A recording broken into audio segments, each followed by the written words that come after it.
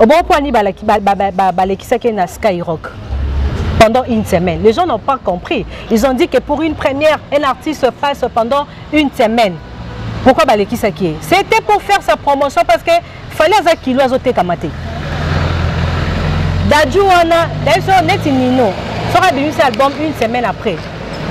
On a pris à Zora, disque platine, disque en diamant. Il y a une semaine. Une semaine, mais pourquoi fallait PC, musicien, il n'arrive pas.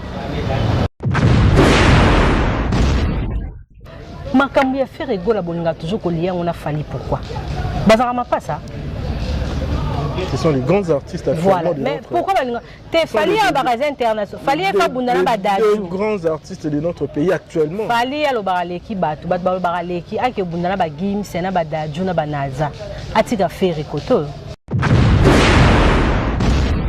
Donc, mon français là, c'est un faux débat. Pour moi, les français là, c'est un faux débat. Tu as musique. Ok. Tu as musique. Tu as détourné attention à tout. Tu as album harmonie. Tu as un français. Tu as une interview à l'équipe de Claudie Serrana pour expliquer et là, on va pondo.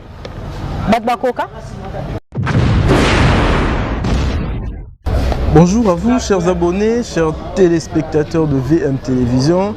C'est toujours un grand plaisir quand il s'agit de vous retrouver dans le cadre de cette émission. Chers abonnés, Binonion Sobozo, Landa Biso en ce net moment. Nous vous disons merci d'être fidèles à cette chaîne, merci d'être fidèles à cette émission. Vous avez vraiment partout et tout Bino vraiment, merci et belé na soutien à Bino. Alors,